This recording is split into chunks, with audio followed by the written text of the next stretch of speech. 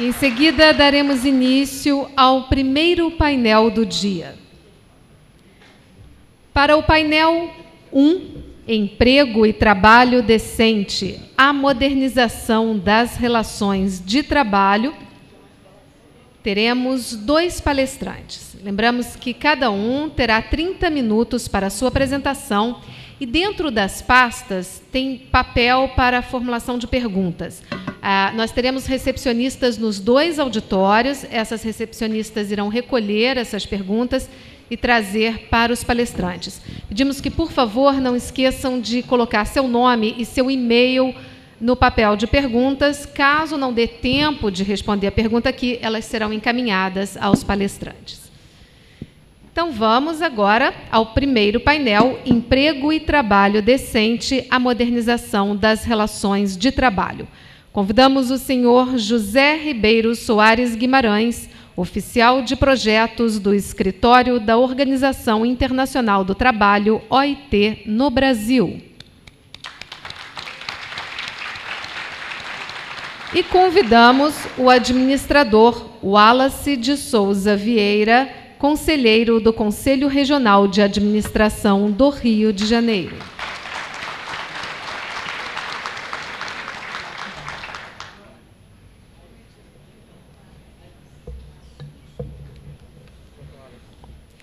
Eu passo, então, a palavra ao primeiro palestrante, senhor José Ribeiro Soares Guimarães.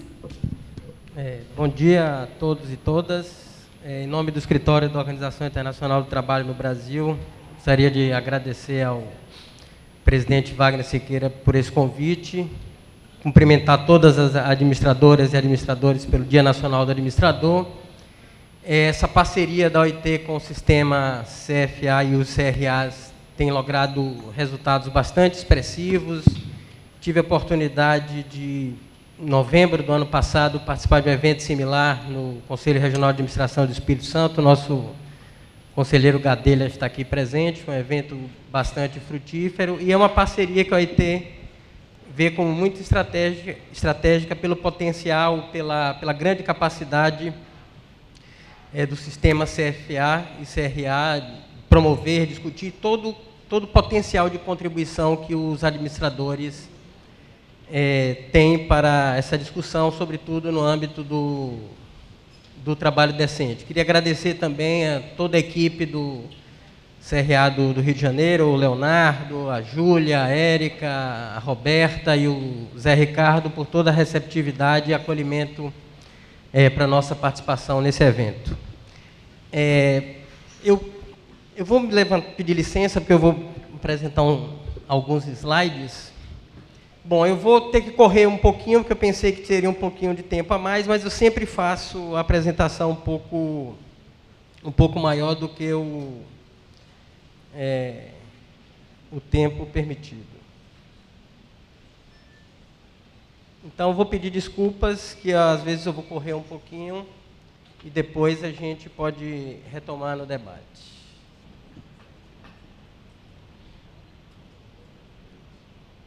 Ok. Obrigado. Bom, rapidinho, só para nivelar o conhecimento, a OIT ela foi fundada em 1919, né, no âmbito do Tratado de Versalhes, e tem como mandato promover a justiça social e o reconhecimento internacional dos direitos humanos e trabalhistas. A OIT tem duas grandes particularidades. A primeira é o fato de ser uma instituição já nonagenária, né? Ela precede a ONU, ela é criada em 1919, então em 1948, quando a ONU é criada, a OIT vira a primeira agência especializada do sistema das Nações Unidas. E a segunda particularidade é que é a única agência do sistema da ONU de estrutura tripartite. Ela tem na sua conformação com o Conselho de Administração próprio, com a Conferência Internacional do Trabalho, empregadores, trabalhadores e governo. É por isso que tem aquele simbolismo ali das 3 chaves, que é exatamente a ideia do tripartismo. Então, a porta central da sede da OIT, que fica em Genebra, na Suíça, ali ela só abre quando simultaneamente as 3 chaves estão inseridas, uma de trabalhadores, governo e outra de trabalhadores e empregadores. E a OIT formula as normas internacionais do trabalho. Então, em 2011, chegamos a 189 convenções que são tratados que versam sob normas internacionais do trabalho. E, atualmente, a OIT conta com 185 Estados-membros. Falar um pouquinho aqui do conceito de trabalho decente, que na apresentação, na sessão de abertura, foi bastante mencionado. O que é o conceito de trabalho decente? Ele é formalizado pela OIT em 1999 e sintetiza a missão histórica de promover oportunidades para que homens e mulheres possam conseguir um trabalho produtivo de qualidade em condições de liberdade, equidade, segurança e dignidade humana. Então, o conceito de trabalho decente ele tem muito a ver com a ideia de trabalho digno. Se nós entrarmos no site da OIT em Lisboa, a gente não vai achar trabalho decente, a gente vai achar trabalho digno, que a ideia é exatamente essa, de dignidade no trabalho. E o trabalho decente, ou o trabalho digno, ele potencializa os 4 objetivos estratégicos da OIT: a geração de mais e melhores empregos, a promoção dos direitos no trabalho, a extensão da proteção social e o fortalecimento do diálogo social entre sociedade, empregadores, trabalhadores e governo, fundamental, e tem a equidade como eixo transversal. A quem se aplica o conceito de trabalho decente? Ao conjunto dos trabalhadores e das trabalhadoras, ou seja, não se trata apenas, às vezes a gente pensa, trabalho decente é apenas aquele trabalho formal, de qualidade, com carteira de trabalho assinada. Não, se aplica a todas as pessoas que têm direitos e vivem do trabalho, né? E também aquelas pessoas que estão à margem do mercado de trabalho estruturado. Diante disso, foi criada uma agenda global de trabalho decente que delineia uma estratégia de ação.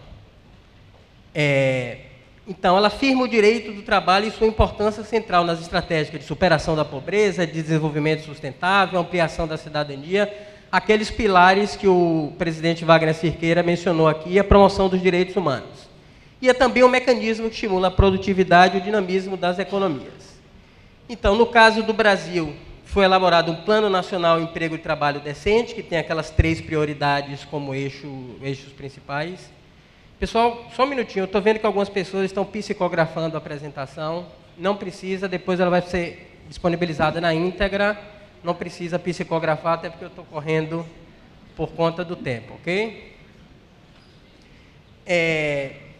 Diante dessa mobilização no Brasil, foram criadas agendas setoriais. Então, já temos uma Agenda Nacional de Trabalho Decente para a Juventude, também uma em construção agenda para os trabalhadores do SUS, temos uma agenda de promoção da igualdade racial, e o Brasil é o único país do mundo que começou a fazer agendas subnacionais de trabalho decente. Então, a Bahia, em 2007, ela começa com essa agenda subnacional, que é a primeira experiência no mundo. Depois tivemos a agenda do Mato Grosso, em 2009, uma da região do Grande ABC Paulista, composta de 7 municípios, e também a agenda do trabalho decente de Curitiba.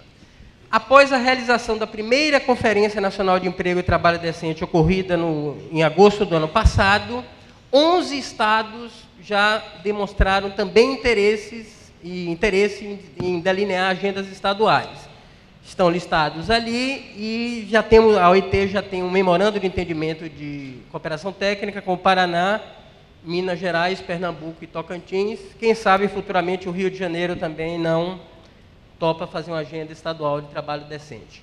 Para desenvolver o conceito de trabalho decente e trazer visibilidade à questão, a OIT vem desenvolvendo um projeto piloto desde 2009 com o apoio da Comissão Europeia para ter os indicadores de trabalho decente, ou seja, como medir o trabalho decente. Esse projeto está sendo aplicado em 10 países do mundo. Nós o coordenamos aqui na região da América Latina, que tem o Brasil e o Peru como países participantes. Então, quais são as dimensões para a gente medir trabalho decente? Oportunidade de emprego, rendimento, jornada de trabalho, conciliação entre trabalho, vida pessoal e familiar, que é algo bastante importante. O trabalho a ser abolido, que envolve as formas inaceitáveis de trabalho, exemplo do trabalho infantil e do trabalho escravo. Estabilidade e segurança, igualdade de oportunidades, ambiente de trabalho seguro, seguridade social, o diálogo social e representação de trabalhadores e de empregadores, e também um contexto socioeconômico que condiciona o trabalho decente. Vamos agora fazer um breve recorrido de como vem evoluindo o trabalho decente no Brasil. Vamos começar com o contexto econômico-social. Então, a gente observa uma redução da pobreza, 22 milhões de pessoas beneficiárias superaram a extrema pobreza desde o início do Plano Brasil Sem Miséria em junho de 2011, sendo que 62% residem na região Nordeste, que é exatamente a área que abarca o maior percentual absoluto e relativo também de pobres, né? Só na Bahia, por exemplo, 3,5 milhões. Teve um processo de redução da desigualdade de renda e temos efeitos desses programas de transferências, o crescimento do emprego, o aumento do salário mínimo e ampliação da cobertura e da previdência e da assistência social. Aqui, só para a gente ter uma ideia, como a desigualdade de renda, em todas as suas formas de medição, ela vem melhorando, seja todas as fontes, o rendimento do trabalho. Aqui o índice de Gini, que varia de 0 a 1, quanto mais próximo de 1, mais concentrado. Então, quando ele vai diminuindo, significa que a distribuição está um pouco melhor. Ainda que alta, ela tem uma tendência de redução bastante expressiva. Outro dado bastante importante, trabalho decente e combate à pobreza. Nós publicamos, junto com a diretora do escritório da OIT no Brasil, no dia 5 de setembro, no Globo, um pequeno artigo. A gente sempre fala, a gente levou 1h30 para escrever artigo e 2 dias para transformá-los em 3.000 caracteres, que é o tamanho permitido. Então, a gente discute essa questão do trabalho decente e combate à pobreza. A gente tem ouvido na imprensa que o trabalho estimula o efeito, o Bolsa Família traz o efeito preguiça, que as pessoas não estão trabalhando. Então, a gente trouxe aqui uma informação que é muito importante por 2 razões. Primeiro, esse gráfico aqui, que é esse dado de informação da Pesquisa Nacional por Amostra de Domicílios do IBGE, que vai mostrar o seguinte, que na composição da renda das famílias, 77% do rendimento, vou olhar para aqui porque eu já estou precisando de óculos, mas não uso, 77% do rendimento das famílias é oriundo do trabalho. Então, isso demonstra toda a importância que o trabalho tem na renda das famílias. A gente vai ver aqui que mesmo nas regiões mais pobres, como Nordeste e Norte, né, a proporção também é muito significativa. E esse é o dado muito interessante. Mesmo entre as famílias mais pobres, aqui são as famílias que têm até 1/4 do salário mínimo como renda, a gente observa que aumenta o peso das transferências, né, 30%, mas mesmo assim o trabalho é 62% da principal renda das famílias. Além disso, os dados do Cadastro Único mostram que a taxa de participação dos beneficiários do Bolsa Família é em torno de 70%, que é a média também do conjunto da população. Qual é o grande problema? É que são trabalhos precários, são trabalhos que não são trabalhos dignos, não são lastreados no conceito de trabalho decente e, por conseguinte, são trabalhos de baixa remuneração. Aqui, só para mostrar que a percepção da população sobre a pobreza e a importância do trabalho. Essa foi uma pesquisa feita pelo IPEA, no Sistema Indicador de Percepção Social, que vai mostrar exatamente que a população enxerga exatamente como saída para a pobreza a necessidade de mais empregos, de mais salários e empregos de qualidade. Entrando agora na parte de oportunidades de emprego, a gente vai ver que a taxa de participação, ou seja, o percentual da população em idade de trabalhar, que está no mercado de trabalho, a boa notícia é que ele, né, vem relativamente ao longo dos últimos anos aumentando entre as mulheres e continua ainda sendo mais alto entre os homens por conta do conceito de trabalho no qual as mulheres que predominantemente se dedicam aos afazeres domésticos não são consideradas economicamente ativas. Aqui o nível de ocupação também, a gente vê que tem uma desigualdade ainda por sexo, homens e mulheres, e por raça, entre brancos e negros. E aqui um dado bastante importante, que a taxa de desemprego ela vem caindo significativamente no país. Então, olha a tendência de queda, ainda que seja muito mais elevada entre as mulheres, em comparação aos homens, e os brancos em comparação aos negros. Então, a gente vê uma tendência de declínio. Quando chega em setembro de 2008, essa pesquisa ainda não capta os efeitos da crise internacional. Aí o desemprego ele sobe em 2009, mas depois ele retoma a sua trajetória de queda.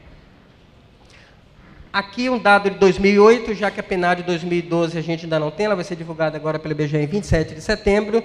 Também esse gráfico representativo da pesquisa mensal de emprego para as 6 principais regiões metropolitanas do país vai demonstrar que a taxa média, que era de 12%, ela cai para uma média anual de 5,5%. Então, a gente observa que em 2012 também continua a tendência de queda do desemprego. Esse é um dado bastante alarmante. A gente vai ver que a taxa de desocupação juvenil ela é mais do que o dobro da taxa total, né? Por isso até que a OIT colaborou com a construção da Agenda Nacional de Trabalho Decente para a Juventude. Vamos observar que no Brasil temos uma taxa média ali em torno de 15%, mas ela é muito maior entre as mulheres, aqui, né, em torno de 19% em 2011, comparativamente aos homens 12%, e também maiores entre a população negra, 16%, vis-à-vis os brancos, 14%. Outro dado bastante preocupante é a proporção de jovens que não estudam nem trabalham, em torno de 20% no Brasil. A gente vai observar que, mesmo no momento de geração de emprego, de desenvolvimento da economia, do mercado de trabalho, essa taxa ela continua bastante estável, é muito maior entre as mulheres, 25% do que os homens, ou seja, a cada 5 jovens no Brasil, 1 não estuda, não trabalha, de 15 a 24 anos, o que é um problema sério. Em Pernambuco, a gente vai ver que chega a quase 30%, entre as mulheres negras pernambucanas, 32%.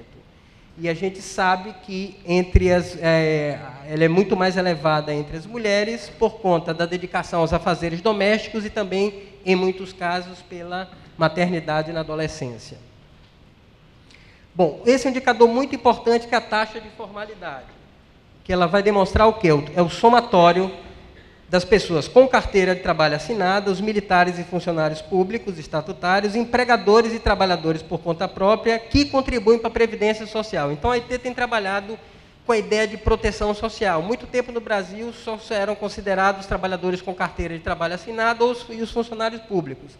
Mas também a gente sabe que tem muitos trabalhadores por conta própria, empregadores, desde que contribuam para a Previdência Social, têm acesso aos benefícios e estão protegidos socialmente. Não acredito. O que passa? O senhor pode ver o que aconteceu com esse gráfico? Bom, enquanto ele... O outro, por favor. Tem um gráfico que não está aparecendo aí o gráfico? Nossa. Bom, tudo bem. Esse era um gráfico sobre a taxa de formalidade. Ele vai demonstrar o seguinte, que pela primeira vez no Brasil, em 2007, mais da metade dos trabalhadores mais da metade está com vínculo associado à proteção social, ou seja, a taxa de formalidade ela superou 50%. Então, ela vai chegar em 2011 a 57%, mas ainda com diferenciais muito grandes entre homens e mulheres, e brancos e negros.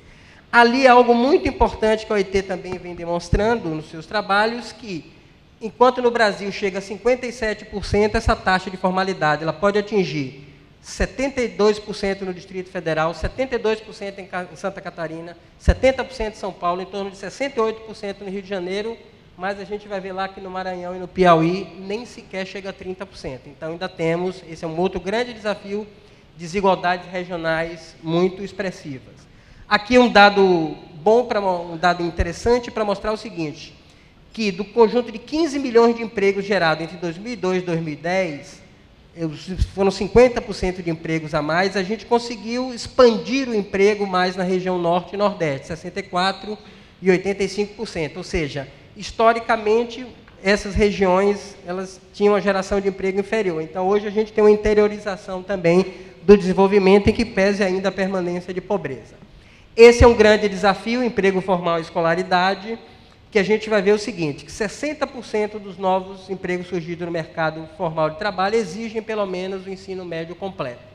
Por outro lado, 35% dos trabalhadores brasileiros não tinham nem sequer concluído o ensino fundamental e 15% enquadravam-se na condição de analfabetos funcionais. Então, isso prova também essa seletividade do mercado de trabalho e a importância que, para e passo, é necessária da elevação de escolaridade e também uma escola de qualidade. Falando nisso, está na revista do Administração um artigo que o presidente Wagner Siqueira escreveu sobre o tema. Rendimentos adequados e trabalho produtivo. Esse é um dado muito importante. Nos últimos 10 anos, o salário mínimo teve aumento real, ou seja, acima da inflação de 70%. E o que isso propiciou? Uma redução muito expressiva da desigualdade e melhoria das condições dos trabalhadores mais pobres. Por quê? Olha só como esse gráfico é interessante. Entre o total dos trabalhadores, o rendimento ele se expande 30%. 29% entre os homens e 36% entre as mulheres. 28% entre os trabalhadores brancos, mais. Entre os trabalhadores negros, 44%, e entre as mulheres negras, 47%. Isso por quê? Por conta de toda a desigualdade no mercado de trabalho, a gente sabe que há uma proporção maior de homens e de mulheres negras e trabalhadores negros na base da pirâmide de mulheres. Então, quando você aumenta o aumento real do salário mínimo, favorece esses grupos que estão na base da pirâmide. Aqui é um gráfico que mostra exatamente isso que eu estou falando, que é percentual de trabalhadores que recebe exatamente um salário mínimo mensal. 10%, mais entre as mulheres 13%, entre os negros 13,2% e 16% entre as mulheres negras. Então, só para mostrar o efeito que uma política de aumento real do salário mínimo tem sobre os segmentos mais vulneráveis do mercado de trabalho. Jornada de trabalho decente, quem lembra que personagem é esse? Muito bem. Aqui é um dado muito importante, reduziu bastante no Brasil a proporção de trabalhadores que tinham jornada excessiva, acima de 44 horas da jornada semanal. A gente chega aqui, né, em 2011, com cerca de 28%, ainda que tenha diferenciais. Esse é uma outra dimensão muito importante do trabalho decente, que é a conciliação entre trabalho, vida pessoal e vida familiar. Aqui vai mostrar o seguinte, que enquanto as mulheres despendem 36 horas no mercado de trabalho e os homens 42, quando a gente soma dessas pessoas que trabalham as horas gastas com afazeres domésticos, que são afazeres domésticos? Cozinhar, lavar, passar, cuidar de pessoas com deficiência, cuidar de idosos, as mulheres despendem 22 horas e os homens apenas 10. E há muitas mulheres que dizem nessas 10 horas o homem vai ao supermercado e compra uma cerveja, leva 2 horas, lava carro, lava o sábado inteiro o carro, né? Aquela coisa toda. Então, quando a gente soma essas jornadas, a gente observa que as mulheres trabalham mais do que os homens, ao contrário do que esse indicador inicial sugeria. Outro dado muito importante, vinculado à conciliação, tempo de deslocamento casa-trabalho. A gente sabe que muitas pessoas demoraram um pouquinho de chegar aqui por conta do engarrafamento. Só para ter ideia, que mais de 1 hora na região metropolitana do Rio de Janeiro, as pessoas, só uma parte do percurso, levam quase 22% levam mais de 1 hora. Aqui é um dado muito importante que mostra o seguinte, percentual de trabalhadoras com filhos na creche. A gente vai ver que 11% das trabalhadoras tinham filhos de 0 a 3 anos, mas 73% nenhum filho estava frequentando a creche. A gente sabe que isso, pela desigualdade de gênero, afeta muito as mulheres. Aqui no Rio de Janeiro, inclusive, chega também a 73%, que está nessa linha aqui. Então, a gente sabe que esses impactos entre trabalho e família prejudicam mais as mulheres, porque ela tem maiores barreiras, tem maiores níveis de informalidade no mercado de trabalho. Trabalho a ser abolido. Nós temos aqui uma redução muito expressiva do trabalho infantil, de 8.092.000 para 3.600.000. A gente observa aqui que entre 5 a 0,9 está praticamente erradicado o trabalho infantil no Brasil, 10 a 13. Aqui é o marco normativo. A gente sabe que no Brasil o trabalho infantil ele é totalmente proibido até os 13 anos, 14 e 15 salvo na condição de aprendiz, e 16 a 17 pode ser aprendiz e pode ter carteira assinada, desde que sejam empregos que não atrapalhem o trabalho, insalubres, naquilo que a OIT chama de lista das piores formas do trabalho infantil. Então, nós vamos observar que tem um declínio muito grande, e esse dado aqui é muito sintomático, que vai mostrar um desafio do tipo, 14, 15 anos, muita gente, tem quase 1 milhão, mas muitos são aprendizes. Não, apenas 3% são aprendizes. Ou seja, grande parte trabalha. 16 e 17, nem todos podem ser chamados de trabalho infantil, porque temos 437.000 com carteira, né? De cada 5 jovens que trabalham 16 a 17 anos, adolescentes, 1 tem carteira assinada. Claro que aí a gente precisaria observar que tipo de trabalho, mas é uma tendência de baixa que a gente está observando.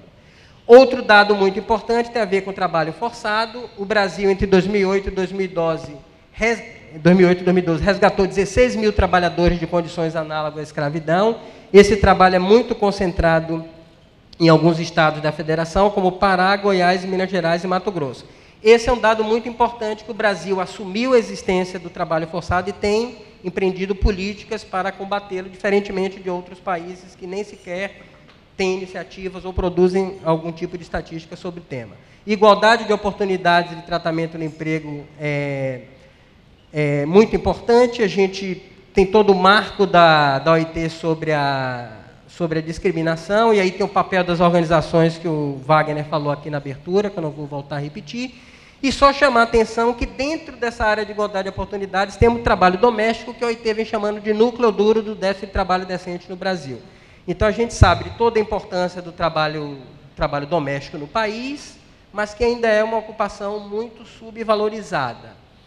No mundo, nós temos, a OIT dispõe de estatísticas para 117 países, 60% total, então chegamos a quase 52 milhões de trabalhadores e trabalhadoras domésticas no mundo, 83% mulheres.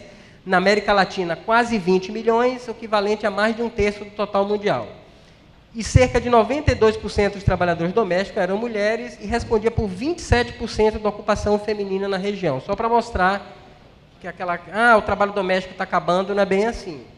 Aqui no Brasil são 6.400.000, 92% mulheres, e representa 15% do trabalho feminino, ou seja, de cada 6 mulheres ocupadas, em média, uma é trabalhadora doméstica. E aqui a vulnerabilidade. Vamos pegar aqui carteira com trabalho assinada no Brasil, sai de 27 para 31, ou seja, num ritmo inferior ao crescimento de formalização do mercado de trabalho. Em alguns estados, como Bahia e Maranhão, além de ser muito grande, muito pequena a proporção, ela cai para 17%, e o estado que tem a maior percentual de trabalhadoras com carteira, a unidade da federação, é o Distrito Federal, nem sequer chega a metade, é 47%.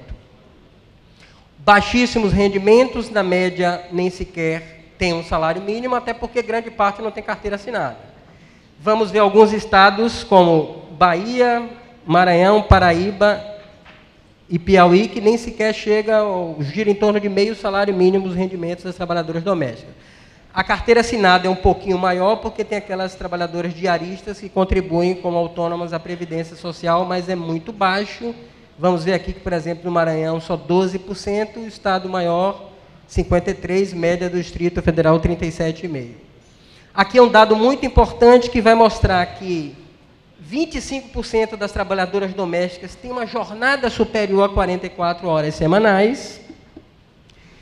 Quando a gente pega essas trabalhadoras, elas despendem, em média, 52 horas semanais e elas dedicam mais 20 horas de afazeres domésticos em seus domicílios, porque, obviamente, elas não têm uma trabalhadora doméstica ou outra pessoa que possa colaborar com essas atividades. Então, 25% das trabalhadoras domésticas têm uma jornada semanal de 73 horas. Como consequência disso, a gente vai observar que o trabalho doméstico é a posição na ocupação que tem maior incidência da depressão, né? Que é um transtorno mental fortemente ligado a todas essas condições de trabalho. Ok? E também as trabalhadoras domésticas não contam com equipamentos no lar pela sua baixa renda, então 58% dos domicílios chefiados de trabalhadores domésticos não possuem máquina de lavar roupa, por exemplo. Trabalho infantil doméstico. Quem tem aqui em casa uma babá com menos de 18 anos? Ou uma pequena trabalhadora doméstica? Quem tem? Pode falar a verdade. Bom, isso é muito interessante. Eu fui convidado há 2 meses em Brasília para fazer uma palestra sobre trabalho infantil para crianças de 6 a 8 anos de idade. E aí fiquei todo preocupado, o que é que eu levo, que linguagem eu vou usar, etc. Tinha um filme do OIT, mas tinha uma criança com o braço decapitado. Não. Aí resolvi começar a fazer algumas brincadeiras, levei lá uns gráficozinhos e aí fiz essa pergunta. Quem tinha babá e tal, e várias crianças responderam que tinha. Depois eu mostro porque que essa criança está sorrindo. E muita gente... E aí eu perguntei, quem tem babá? Várias crianças responderam. Eu digo, vocês sabiam que é proibido por lei no Brasil? Aí a coordenadora virou, é proibido? Eu fiz, a senhora tem um? Ela, não, é minha amiga. Então, só para mostrar o quanto esse fato é desconhecido, né? A gente observa ainda em regiões como o Nordeste, trouxe a menina do interior para cuidar, para criar, para ajudar, e é proibido por lei, gente. E aí tem todo... E por que ela está na lista das piores formas de trabalho infantil? Porque tem o trabalho físico pesado, abuso emocional, abuso sexual, precárias condições de vida. No Brasil, ainda, apesar de uma diminuição expressiva, 1/3, né? Ainda temos 257 mil crianças em trabalho infantil doméstico ilegal. Só para a gente ter uma ideia, a importância da informação regionalizada, elas se concentram nesse estado, em termo absoluto pelo tamanho da população, mas em 9 estados o contingente era tão reduzido que não assumia significância estatística. Foi aprovada, é a última convenção aprovada pela OIT em 2011, exatamente a Convenção sobre as Trabalhadoras e os Trabalhadores Domésticos no Brasil, que é uma convenção que visa exatamente melhorar as condições de trabalho dessa importante categoria profissional. Até recentemente, uns 15 dias atrás, esses são os países que tinham ratificado, o Brasil ainda não ratificou, está em processo, mas pelo menos foi lançada agora a PEC 72, que já é inspirada na equiparação de direitos dessa convenção. Desculpe, estou correndo um pouquinho, porque o meu tempo está quase se esgotando. Seguridade social. A gente vai ver que temos um crescimento muito expressivo, né, porque além dos trabalhadores com carteira assinada, tem aquelas pessoas em ocupações autônomas que contribuem para a Previdência Social. Então, no Brasil, a gente chega ali com 58%, mas no Maranhão e no Piauí também 30 e poucos por cento, as desigualdades regionais e a contribuição à Previdência é bem menor entre mulheres e negros. Além dos 19 milhões de empregos que o Brasil gerou nos últimos anos, né, a gente tem várias políticas de inclusão social também para o aumento da contribuição. Uma delas é o MEI, o último dado, que é de 7 de setembro, anteontem, já tinha 3.361.000 pessoas no microempreendedor individual. Temos o Simples, né, aqueles programas também para incentivo à contribuição de estudantes, donas de casa de baixa renda, dentre outros. Então, tudo isso tem aumentado.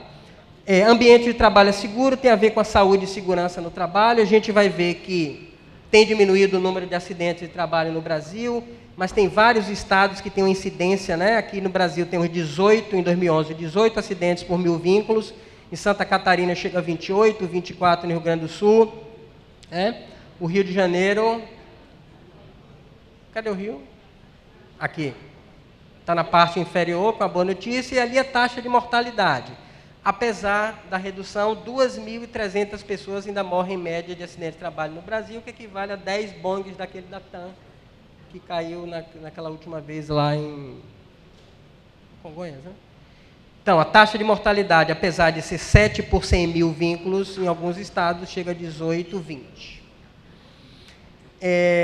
Esse é um dado também bastante importante. Enquanto a população brasileira, a PEA, chega a quase 93 milhões, o número de auditores fiscais do trabalho não vem acompanhando. Então, para 93 milhões de trabalhadores, temos apenas 3.000 inspetores fiscais do trabalho, que dá 0,33 da coxa para baixo, não dá nenhuma pessoa para cada 10.000.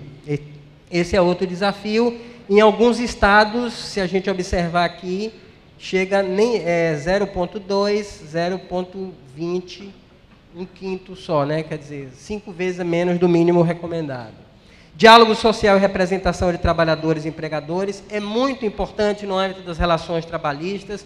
O Brasil vem avançando muito nos últimos anos com a criação de várias instâncias tripartites, como o Conselho de Relações de Trabalho, o próprio CODEFAT desde a época da década de 90, e várias outras instâncias que vêm promovendo o diálogo social entre as partes para potencializar as relações de trabalho. Aqui a taxa de sindicalização no Brasil, que vamos observar que ela gira em torno de 18%. Outro dado bastante importante, fruto, pena que esse dado ainda é pouco conhecido, ele é fruto de um amplo processo de diálogo social entre trabalhadores e empregadores, vem aumentando absurdamente no Brasil o número de negociações coletivas que asseguram rendimentos acima da inflação. Por exemplo, chegamos aqui em 2012 com 95% das negociações coletivas asseguram emprego. Na indústria foi 97% e não teve nenhuma negociação que ficou abaixo. Então, para mostrar como tem sido importante também esse diálogo social. Aqui é um indicador que dá o número de magistrados por 100.000 habitantes. A gente vai ver que a Justiça do Trabalho, por exemplo, na 7ª região do Ceará, tem apenas 0,6 magistrados para cada 100.000 habitantes, que é muito pouco. Aqui também um dado muito importante que mostra que, dentre as pessoas que tiveram conflito, segundo a Pesquisa Nacional para a Morte do Domicílio no Brasil, o principal conflito é o trabalhista. Depois vem o conflito de família e o conflito criminal. Aqui o tempo médio para a solução do conflito, os trabalhistas, percentual de conflitos solucionados, menos da metade entre os conflitos trabalhistas, o que tem mais aqui na área de família, 57%. Aqui, já estou encerrando a apresentação, só para mostrar as empresas sustentáveis e trabalho decente. A OIT também vem incentivando a promoção de empresas sustentáveis, que, para que tenha trabalho decente e digno, é importante também que tenham empresas sustentáveis. E aí a OIT lista na sua resolução da 96ª Conferência Internacional do Trabalho todos os pré-requisitos que são importantes para que uma empresa possa ser sustentável, já que ela tem um papel central no desafio do desenvolvimento e na geração de empresa. Então, cultura empresarial, o diálogo social, governança, transparência, ambiente jurídico e normativo propício, dentre outros. E aqui eu vou terminar a apresentação fazendo uma pequena homenagem ao Dia Nacional do Administrador, que pegamos os dados dos administradores para ver como é que vocês estão situados no mercado de trabalho, os administradores e administradoras. Primeiro, a gente está utilizando a informação da RAIS, que é um registro administrativo do Ministério do Trabalho, no qual as empresas prestam informações. Então, a RAIS é esse levantamento aqui anual, que pega todos os tipos de vínculos, estatutários, seletistas, temporários e avulsos. Uma coisa importante, obviamente o número de postos que vai aparecer aí é um número menor do que, obviamente, existem de administradores no mercado. Por quê? É um dado vinculado à ocupação de administrador. O que é que eu quero dizer? Bom, eu sou economista, mas posso dizer, eu sou um primo carnal do administrador. Então, na RAIS, eu não apareço... Quem foi que falou que não tinha deficiência? Na RAIS, eu não vou aparecer como economista, eu vou aparecer como coordenador de projeto de organismo internacional, porque a minha profissão é de economista, mas a minha ocupação. Então, se o administrador, se o Dr. Rodrigo, por exemplo, ele fosse administrador, ele não iria aparecer numa pesquisa como economista, e sim como um gestor público, né? Um secretário de governo. Então, tem essa limitação. Essa é a família de administrador, que tem administrador de empresas, de macro, de pequena e média empresa, tem a descrição, não compreende esses tipos de administradores. A informação e experiência, aí é todo o rótulo dessa ocupação na classificação brasileira de ocupações, e tem esse gráfico aí que é um teste de oftalmologia, mas dá para a gente enxergar.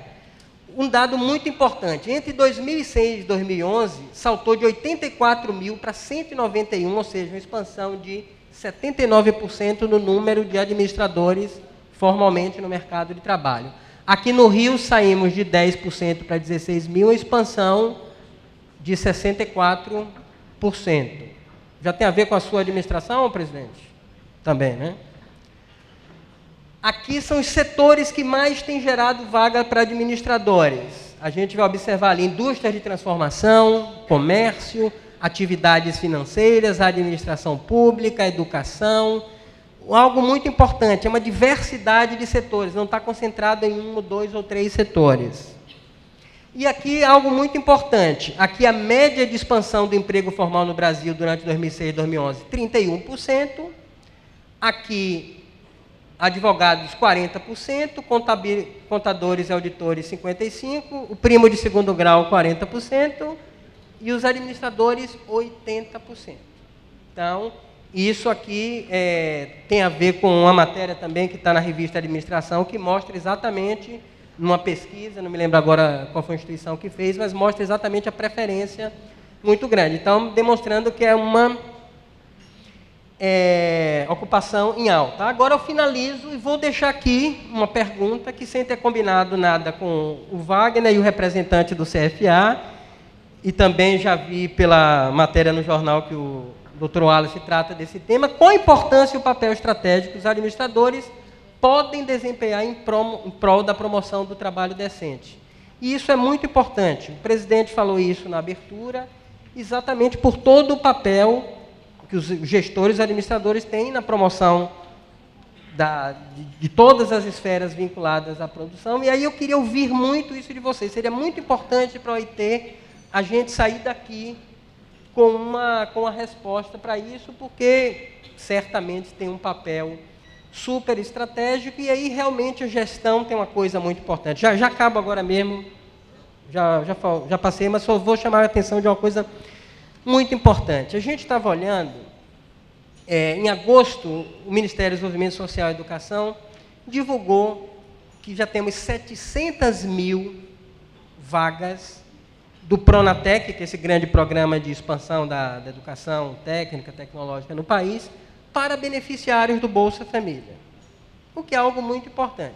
Só que grande parte desses beneficiários do Bolsa Família tem uma escolaridade muito baixa, né?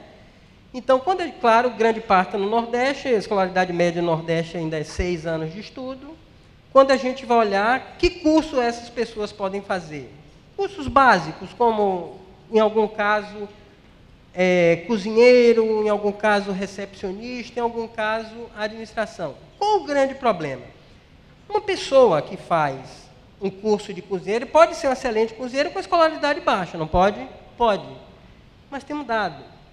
40% da população pobre nunca foi ao dentista. E mais 30% tinha ido ao dentista há 6 anos pela última vez. É possível um restaurante ou uma empresa contratar uma cozinheira sem dentes? Não. Então, isso tem a ver, essa política tem a ver com a gestão municipal, que é aquilo que o Rodrigo falava aqui. Então, a gestão municipal na saúde tem uma importância muito grande na educação. E esse é um dos grandes desafios. Nós temos várias políticas estruturantes que estão descentralizadas e que se o município... Então, quando eu fui olhar, vários desses municípios não têm um programa chamado Brasil Sorridente, que é um programa que oferta... Então, só para mostrar a complexidade e aquela coisa da importância que a gestão e que a administração tem. A gente está falando de inserção de um trabalhador. O que é que isso tem a ver com a saúde e a educação? Tudo, gente. Tudo. Porque é uma coisa, né? A questão também da saúde, até para e a forma pela qual as pessoas também podem entrar no mercado de trabalho. Então, eram um pouco essas questões que a gente queria trazer. Eu peço desculpa pela correria, que foi muita informação, mas exatamente para mostrar que a gente tem um momento bom, o Brasil vem avançando na promoção do trabalho decente, temos ainda diversos desafios a serem enfrentados, a gente viu por sexo, por gênero e raça. Eu não tive tempo de mostrar aqui, mas está nesse relatório. Isso é uma frase do Betinho que a gente gosta muito de utilizar, está nesse relatório. A gente mostra, por exemplo, a questão das pessoas com deficiência, toda a dificuldade que as pessoas com deficiência ainda têm para se inserir no mercado de trabalho, para galgar um curso de qualificação profissional. Então, temos um conjunto muito efetivo de desafios e agradeço a vocês e peço desculpas por ter ultrapassado um minuto. Obrigado. Agradecemos, então, ao senhor José Ribeiro Soares Guimarães pela palestra e vamos à próxima apresentação com o administrador Wallace de Souza Vieira, conselheiro do Conselho Regional de Administração do Rio de Janeiro. Bem, um bom dia a todos e um especial cumprimento aos 45 mil administradores registrados no Conselho, esse cumprimento na pessoa do nosso presidente, que representa cada qual, fora daqui e no plenário. Eu gostaria de cumprimentar o nosso colega da OIT, José Ribeiro. Eu falei, nosso colega, mas você é economista, né? Mas é colega, amigo. Queria cumprimentá-lo pela excelente fala e começar dizendo, introdutoriamente, que há uma relação, né, fortemente alinhada entre o Conselho Regional de Administração do Rio de Janeiro e o mundo do trabalho. Eu poderia, reavivando um pouco a temática, que o nosso Conselho Regional, em 1998, ele realizou um dos seus maiores congressos, que foi o 5º Congresso de Administração do Mercosul. O Conselho sempre preocupado, e a época era a época da precarização do trabalho, era a época do desemprego, crise na economia mundial, 97 é a queda, né, dos tigres asiáticos, e aí a economia toda se desmorona. No Brasil se troca, inclusive, de moeda, né? E se troca de conceito no tocante, né, ao mundo da economia. E era uma época, como eu disse, de precarização do trabalho. Vigia o chamado contrato basura, pelo alto desemprego na Espanha, na Argentina, e basura, não querendo ser pedante, significa contrato sujo, né? Sujeira, né? Contratos sujos. E é uma época em que nós tínhamos fatores conjunturais decorrentes como eu diria, os fatores conjunturais e os estruturais derivados da incorporação maciça de tecnologia e os conjunturais de políticas, diferentemente do desejo da sociedade, não é? Isso trazia como decorrência o aumento do número de desempregos, não é? o aumento desse tipo de trabalho que nós estamos listando aqui, não é? Era um momento de reformas incompletas do mercado de trabalho, e com isso, isso era responsável também pelo aumento do desemprego e por um ritmo de crescimento insuficiente. Em suma, o Conselho do Rio de Janeiro, naquela quadra, naquele período, final dos anos 90, ele trabalhou durante um ano estudando o estado da arte nesse campo nos países do Mercosul e alguns países que a gente olhava também como Chile, não é? Que tinha alto índice de poupanças em decorrência dos baixos níveis da sociedade da região, dos países da região. Bom, então o Conselho trabalhou um ano pesquisando essa questão nos países do Mercosul e, a partir daí, o Conselho concebeu essa proposta de mudança, né, a ser discutida pelos países membros, representados por administradores, por executivos, por ministros de Estado, intelectuais. E o interessante é que a coincidência é que, em 1999, um ano depois, a 88ª Conferência Internacional do Trabalho cria o conceito de trabalho decente, né? Olha a proximidade de leitura dos dois universos, do Conselho Regional do Rio de Janeiro e da OIT. O Goethe dizia que, quando nascia uma maçã num pomar da Europa, em outros tantos pomares nasciam essas maçãs. Ele queria dizer da contemporaneidade, não é? Da preocupação coletiva, não sei se é aquela época do Goethe, que era o período do romantismo, se os países eram classificados como tais, mas eram os povos, né? Bem, então havia essa sintonia na discussão desse tema, entre o Conselho Regional do Rio de Janeiro e a OIT. Inclusive, a OIT se representou no nosso evento com 4 ou 5 conferencistas que vieram do exterior. Foi um momento que eu diria muito significativo para todos nós que trabalhamos na formulação dessa proposta. E o interessante é que o Conselho detectou as forças que restringiam, à época, o trabalho nos países do Mercosul e as forças que impulsionavam o trabalho na direção do progresso, na direção da inovação.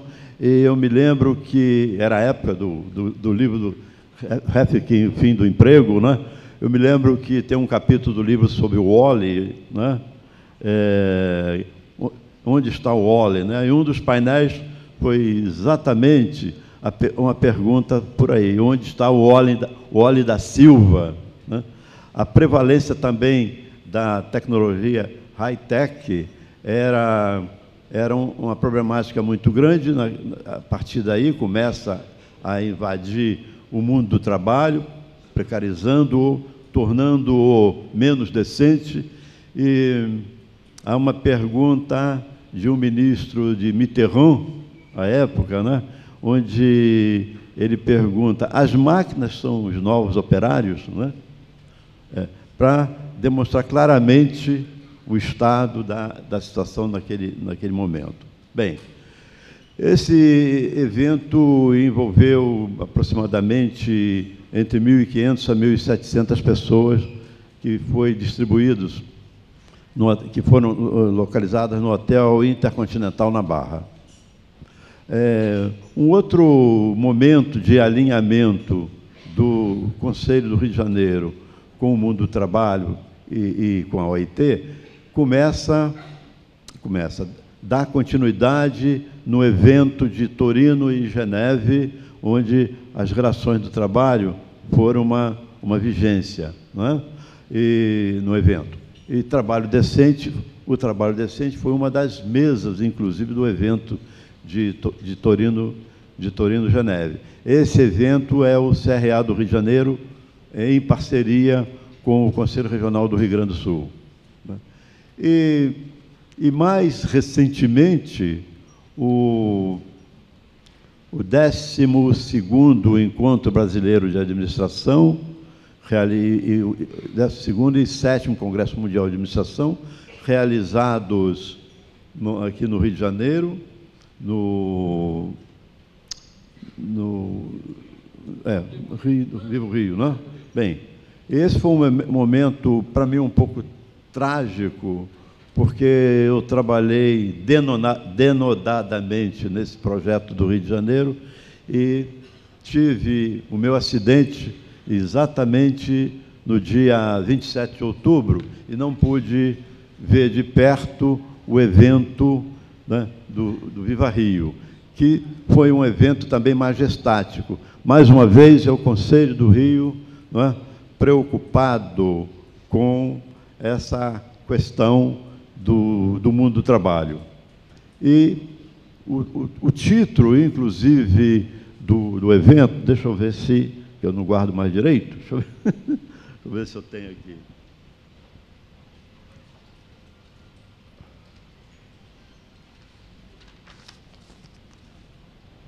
É sobre o Pacto Global, não é?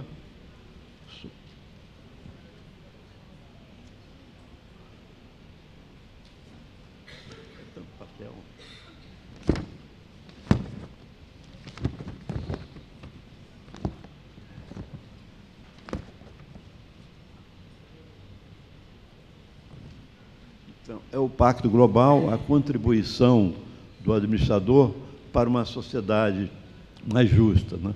Mais justa, equitativa.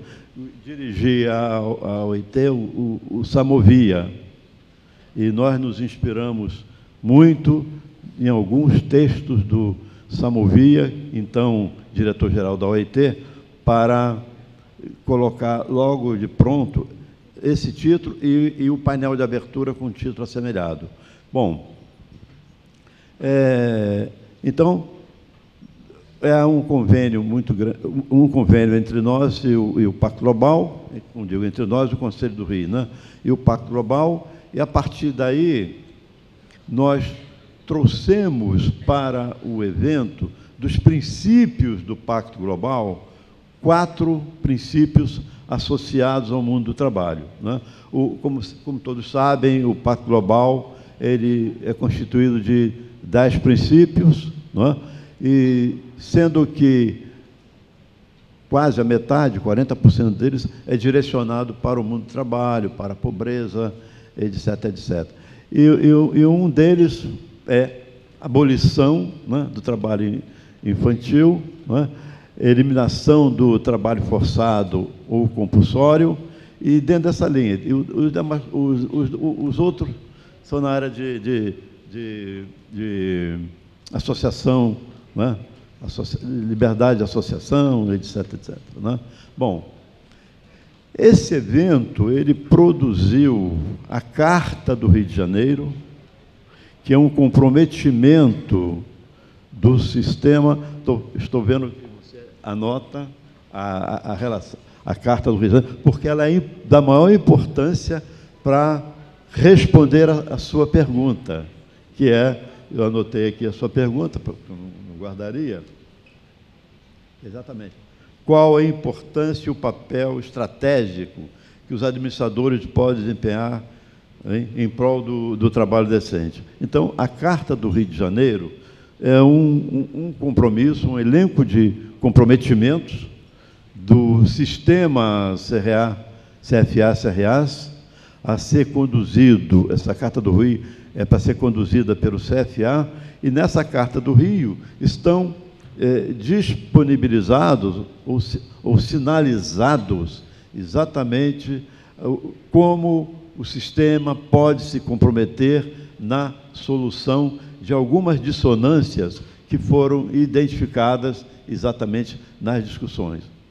Então, é um documento que, se você não o tem, eu terei a maior alegria de remetê-lo a você lá na OIT, em Brasília. Bom, então esse é o quadro geral do esforço que o Conselho Regional de Administração do Rio de Janeiro vem, sempre contextualizadamente, procurando encontrar soluções para a sociedade. E eu até entendo que essa Carta do Rio de Janeiro é um documento para estar na posse da OIT. Bem, então, em linhas gerais, em 15 anos de história, 98 até 2013, em 15 anos de história, uma preocupação que teve permanentemente na agenda do sistema, a agenda do Conselho Regional de Administração. Mas eu gostaria de, na medida em que o tempo nos permita, eu gostaria de ver o tema em questão por outro olhar, um olhar mais voltado para o mundo da legislação, os aspectos legais, os aspectos organizacionais, os aspectos sociais e humanos, que são causadores de fortes dissonâncias no mundo do trabalho, se não forem adequadamente discutidas, democraticamente apreciadas. Eu citaria algumas delas.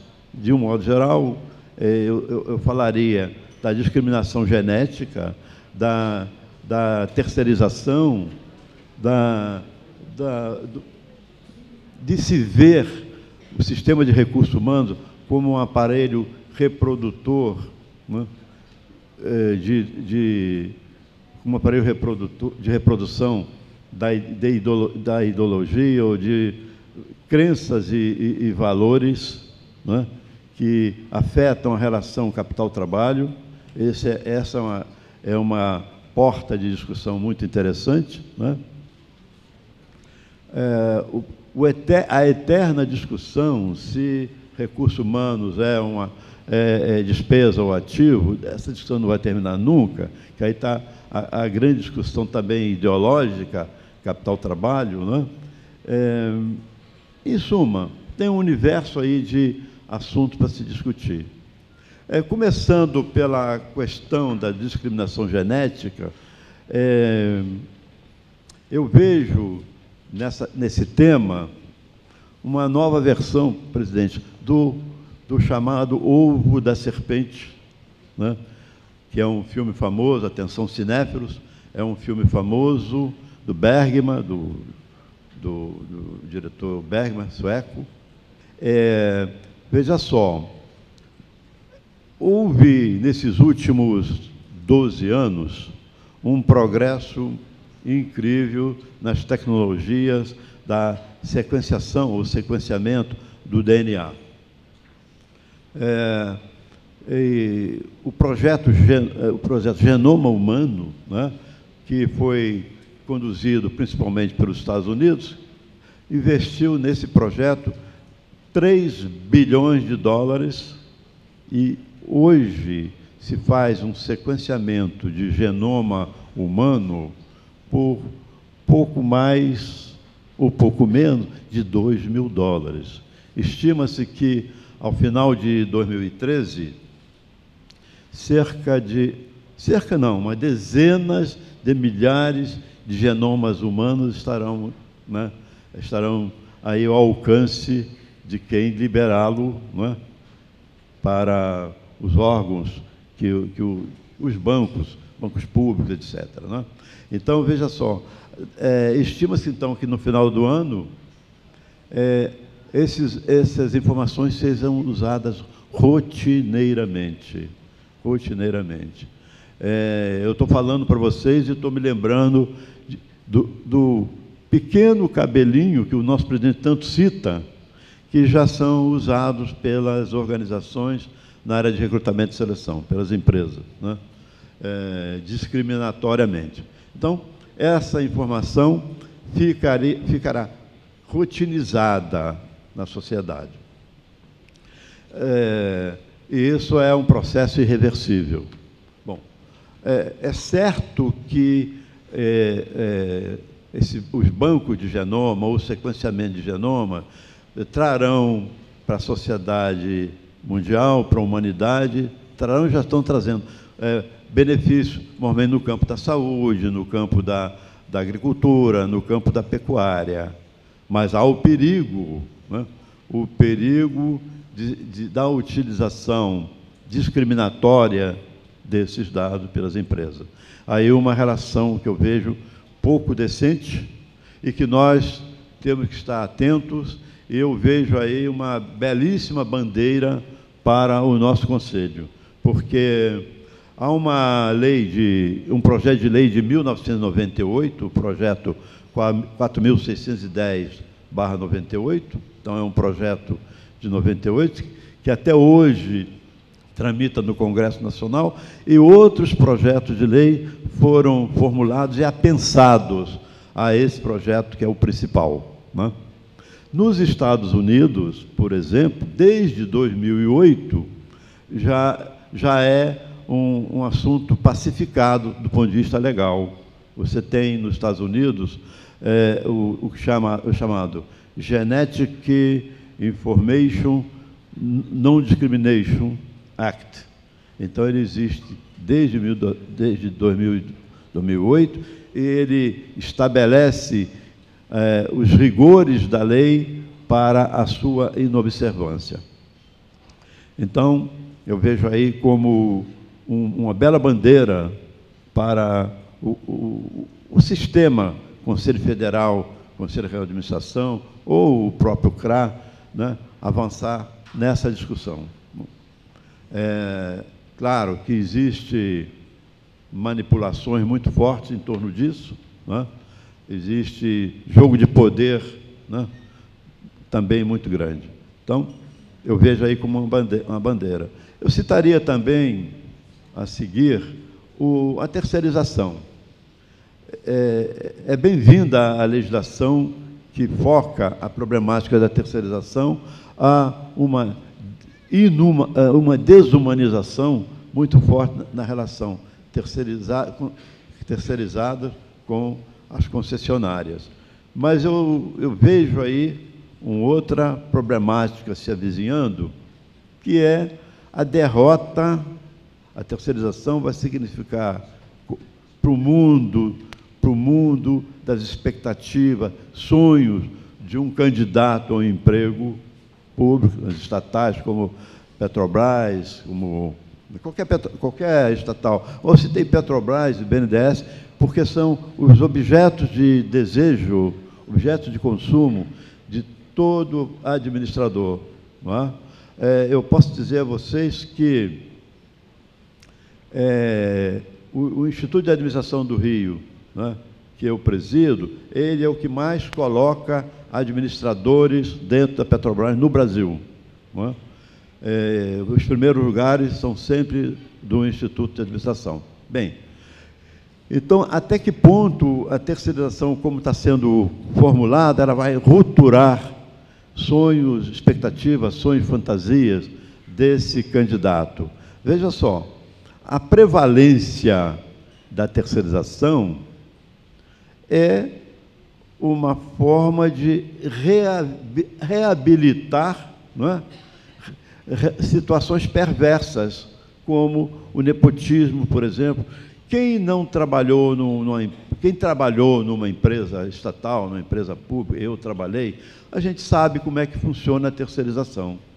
A terceirização funciona no nepotismo. Não é o sistema do mérito, é a derrota da meritocracia. Não é? Cada qual arruma o seu pistolão, seu apadrinhador, e consegue entrar para a empresa, onde o sistema do mérito vai para o brejo. Olha, esse ano, por exemplo, não houve um concurso público, já não houve, para a Petrobras, para o BNDES, o sistema elétrico, né, Furnas, etc., não houve um sequer. Né? Então, nós temos o Tribunal de Contas da União forçando a Petrobras, forçando Furnas a abrir concurso público à medida em que eles têm. A Petrobras tem a metade do seu quadro, né? 50 mil empregados, 50 mil, talvez 50 mil terceirizados. Furnas, me parece, em torno de 20 mil. Não é? E por que não se realiza, então, o processo seletivo? Por que não se democratiza as oportunidades de que cada qual tanto espera? Não é? Então, esse, para mim, é um grande problema que temos que também, administradores, temos também administradores que estão atentos. Já fui avisado aí que meu tempo escoa, hein? Tá. Bom,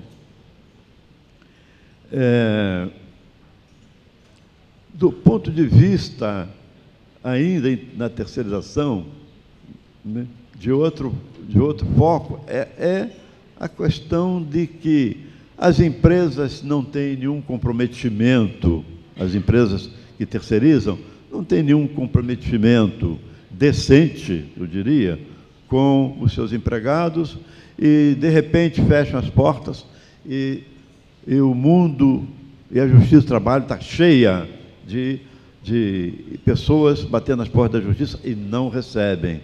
Outro problema muito sério também aí na terceirização é o número de mortes, né, que acontecem exatamente, fortemente no setor elétrico e fortemente na Petrobras. Exatamente porque são organizações de cultura privativa, de cultura de monopólio, onde ninguém pode tão somente exercitar determinadas atividades dentro dessas empresas sem passarem por programas de treinamento rígido, programas que os capacitem a realmente integrar terceirizadamente o quadro de pessoal dessas empresas. Eu vejo assim o terceirizado, tipo assim, já que o nosso presidente falou do Muro de Berlim, me veio essa imagem agora. O terceirizado no mesmo território, um está na Alemanha Oriental, e os da Petrobras estão na Alemanha Ocidental, e a inveja, a cobiça, a frustração por passar para o outro lado do muro é muito grande. Bem, outro setor, enquanto eu tiver tempo, vou ainda colocando, hein? Outro setor que eu vejo da maior importância no mundo do trabalho é a questão do sistema de recursos humanos como reprodutor de valores e crenças, né, junto aos recursos humanos internos, no sentido da introjeção, né, a reprodução da ideologia no sentido da introjeção de valores e crenças junto a essas pessoas, né, da organização. Isso envolve questões de poder, envolve manipulação E o mundo está cheio de problemáticas, de dramas, crises existenciais, que têm culminado em suicídios, né?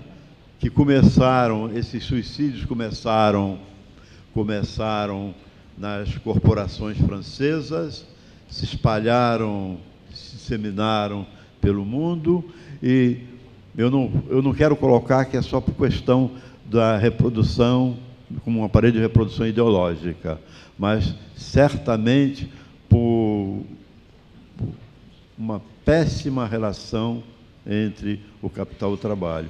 Eu só roubo 1 minuto, eu não vou falar mais sobre outras coisas. Que eu queria dizer o seguinte: certa vez eu fiz uma pesquisa numa empresa estatal, nacional. O que eu vou falar, eu vou colocar porque isso é muito importante, como se os demais não fossem, né?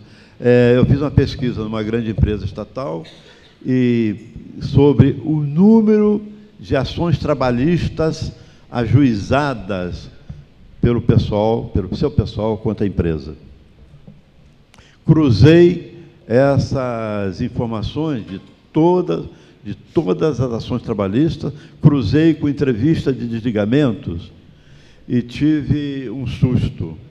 As pessoas, o mais das vezes, saíam da empresa não por causa de salário, mas pela ausência dos fatores, falando de Herzberg e Maslow, dos fatores higiênicos e motivacionais, por questões associadas a um autoritarismo muito grande dentro da organização, onde determinada profissão nessa organização acha que falava com Deus e que poderia exercitar atividades privativas da administração, da psicologia, e nessa conformidade, muitas pessoas, né, ou ajuizavam ações trabalhistas de indenização, assédio moral, né, bullying, tudo isso, ou ajuizavam ações,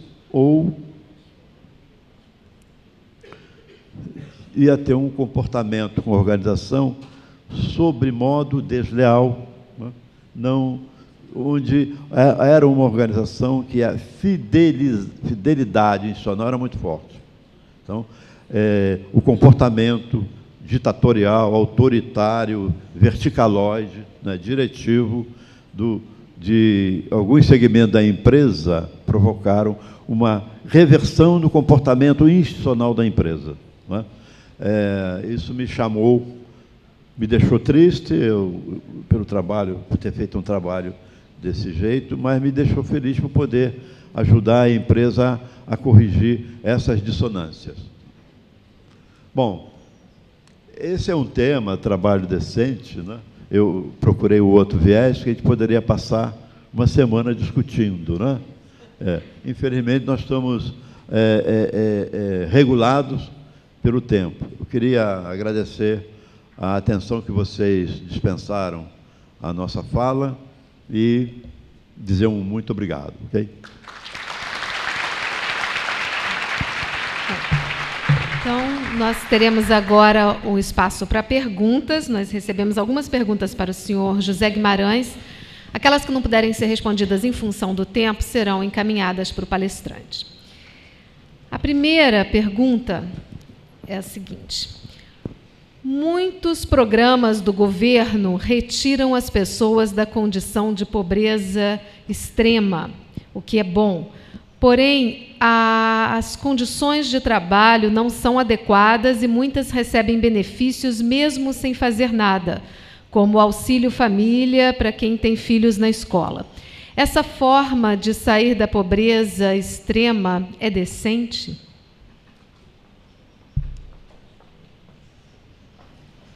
Essa é a primeira pergunta. Vamos respondendo e aí a gente vai de acordo com o tempo. Bom, muito interessante a pergunta. O que a gente observa? Se a gente levar em conta o seguinte, temos hoje no Brasil cerca de 13 milhões e meio de famílias que recebem o Bolsa Família. E aproximadamente, colocando em uma média de 4 habitantes, cerca de 54 milhões de pessoas envolvidas. O que a gente observa que muitas vezes, é claro que um programa dessa magnitude, num país ainda em desenvolvimento ou subadministrado, pegando aqui a linguagem de vocês, é claro que existem problemas. Agora, o cuidado que a gente tem que ter é que um caso ou outro possa ser assumido como regra ao invés de exceção. Então, por exemplo, pouco se mostra que quase 1 milhão de pessoas voluntariamente galgaram emprego, devolveram o cartão do Bolsa Família. E tem um outro dado, além desse que eu coloquei aqui, gente, o benefício médio é de R$ 160 por família. Em alguns casos chega um pouco mais, em alguns casos menos. Então, assim, alguém imaginar que uma família inteira vai deixar de trabalhar para sobreviver o tempo todo com esse recurso, eu diria que é pouco plausível. Tem vários estudos também de avaliações externas que mostram. Agora, claro que o programa ainda precisa de aperfeiçoamento. E é exatamente nessa linha que o Plano Brasil Sem Miséria, além da transferência de renda, tem uma vertente fundamental, que é o acesso aos recursos de saúde, né, de saúde e assistência social, e tem uma terceira, que é a da inclusão produtiva, onde tem todo o aparato do governo, e o governo não vai fazer isso sozinho, é um programa da sociedade, que envolve a intermediação de mão de obra, que envolve a qualificação profissional, como o Pronatec. E o primeiro passo é exatamente tirar da invisibilidade e do nível de miséria absurdo segmentos da população que estavam totalmente excluídos de direitos básicos, né? Graças a Deus, eu tenho um perfil profissional que eu sempre vou a campo, eu não gosto de falar, de estudar o que eu não vejo, né? Temos muitos intelectuais de gabinete, eu os respeito, mas a vida lá fora, ela também... Então, eu já corri mais de 500 municípios desse país e a gente vê uma dinâmica. Claro, tem assimetrias no programa, tem, mas, de modo geral, eu diria que isso não é regra. E tem agora esse segundo passo, que é o desafio de tentar inserir produtivamente essas pessoas.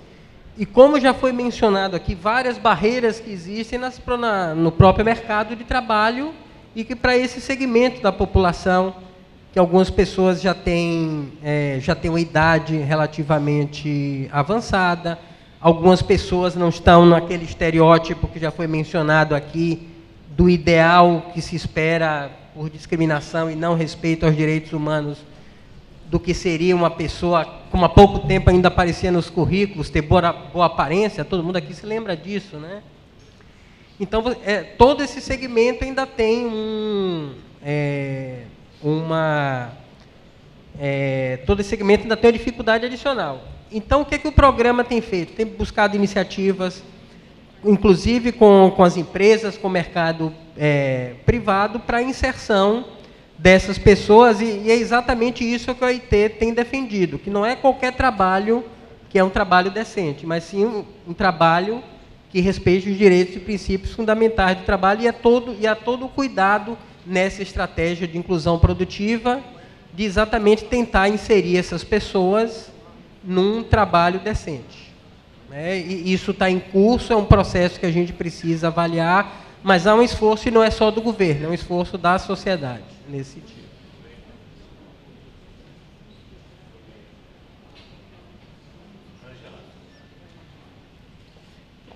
Chegou mais uma pergunta aqui, é para o administrador Wallace. Depois de formado, como infiltrar dentro de uma empresa ou no início de um negócio próprio com estratégia e método que causam um impacto significante? Ele está falando como depois de formado, infiltrar um principiante na administração de empresas, no negócio próprio ou dentro de uma empresa com estratégia e método que causam um impacto significante. Bom, nós vivemos a sociedade do conhecimento, onde a educação, não é o traço mais importante na vida de cada qual. Não é? Então, nós vivemos o mundo da sociedade da volta à escola. Então, no mundo de hoje, a educação continuada tem que ser uma vigência na vida de cada qual. Né?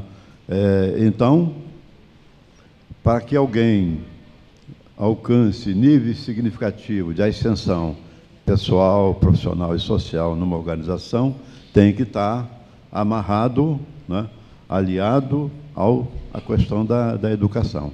E algumas empresas, elas têm um programa de educação alinhado à sua ascensão. Não são programas de educação, digamos assim, dissociados do objeto de cada órgão, não é nem do objeto da empresa, de cada órgão. Né? Fora disso, são programas de treinamento ou programas de desenvolvimento que não contribuem para o crescimento da pessoa naquela organização. Então, eu diria, internamente, quem me fez a pergunta, né, internamente tem que ter essa preocupação, né, internamente. Agora, a pergunta também é de negócio próprio? Negócio próprio. Buscar um negócio próprio. Quer dizer, então, a pergunta ela tem dois ângulos. Um voltado para dentro é o crescimento interno, e o outro voltado para fora, para construção do seu negócio próprio. Bom, nós temos aí o SEBRAE, né, como a organização capaz de fazer esse tipo de promoção. Hoje, mas ao fazer esse tipo de promoção, e eu estou falando para colega administrador, é certo que você, colega, vai levar a vantagem de já dominar, né, a estrutura, né, de um processo decisorial que envolve planejamento, organização, controle, plano de negócio, o que não acontece, o mais das vezes, com os pequenos e microempresários que, não dominando esses saberes do mundo da administração, né, levam a empresa à falência. A mortalidade infantil, digamos assim, a mortalidade infantil, digamos assim, no mundo desse tipo de empresa é muito forte. No Natal. Em média, 2 a 3 anos. Se fôssemos a um cartório e tirar a certidão de óbitos, né, dessa empresa, estaria lá como causas mortes, não é? A falta de, quer dizer, incompetência gerencial. Elas morrem por incompetência gerencial. Então, tem que haver, né, entre você e o seu objeto de desejo do que tange a empresa lá fora, tem que haver, primeiro, vocação, interação, vocação com o tipo de negócio, vocação para o tipo de negócio que você quer construir, e competência, e educação sempre, né? Não é porque nós dominamos, por exemplo, esse ciclo básico de gestão, é que estamos capacitados, se não estudarmos, né, o negócio em si, que tipo de negócio que você vai abraçar. E esse estudo tem que também ser perpetuado. Não sei se respondi a pergunta, mas é isso que eu poderia dizer, e se quiser continuar a conversa, depois. Bom, então vamos a mais uma pergunta. Terá que ser a última em função do tempo, mas as outras serão encaminhadas aos palestrantes. E é para o senhor José Ribeiro. Em um dos slides está apontado 63% de renda de trabalho no Brasil e 31,5% de renda de outras atividades. Como decompor os 31,5%? O serviço escravocrata estaria nesse percentual? Ali, na verdade, é a estrutura do rendimento das famílias pobres. Então, aquele dado significa o seguinte, que 61% da renda das famílias vem do trabalho das pessoas e aquele 31% tem a ver com as transferências, que é outras fontes que incluem as transferências. Então, na verdade, a informação ela é nesse sentido. Então, agradecemos aos palestrantes, administrador Wallace de Souza Vieira e o senhor José Ribeiro Soares Guimarães pelas apresentações e faremos então a entrega do certificado de participação.